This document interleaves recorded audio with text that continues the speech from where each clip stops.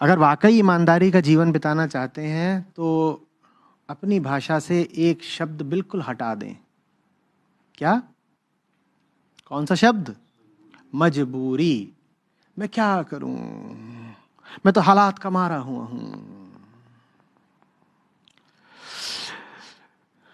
मैं मजबूर थी देवदास।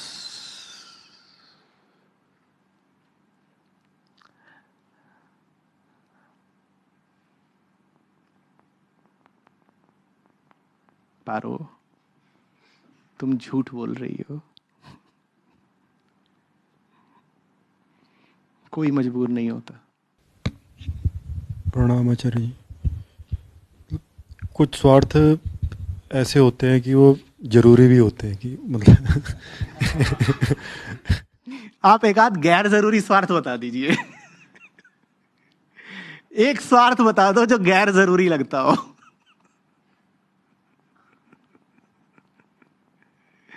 बताओ भाई।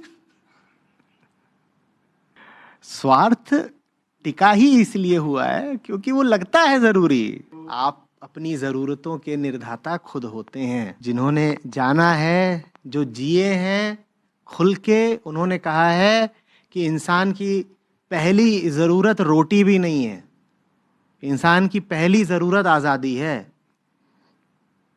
इसीलिए बहुत ऐसे हुए हैं जिन्हें जब कहा गया कि चुन लो, या तो जियोगे या फिर आजाद रहोगे, तो उन्होंने जीवन की अपेक्षा आजादी चुनी। ये बातें किताबों की नहीं है।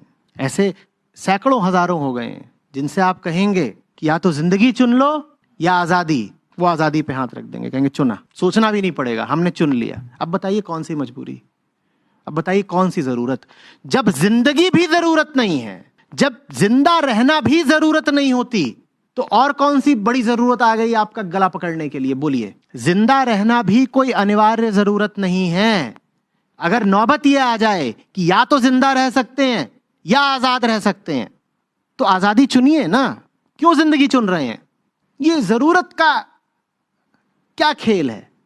और छोड़िए कि जरूरतें तो जरूरी हैं, जरूरी सिर्फ उधर वाली चीज है, आजादी।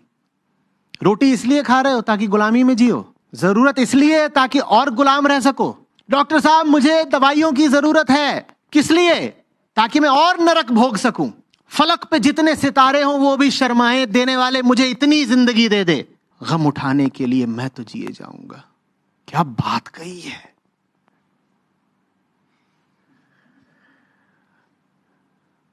कसम से बुद्धि तो जबरदस्त लगाई है। क्या उपमा दी है! फलक पे जितने सितारे हों वो भी शर्माए, देने वाले मुझे इतनी जिंदगी दे दे, फिर गम उठाने के लिए मैं तो जिए जाऊंगा।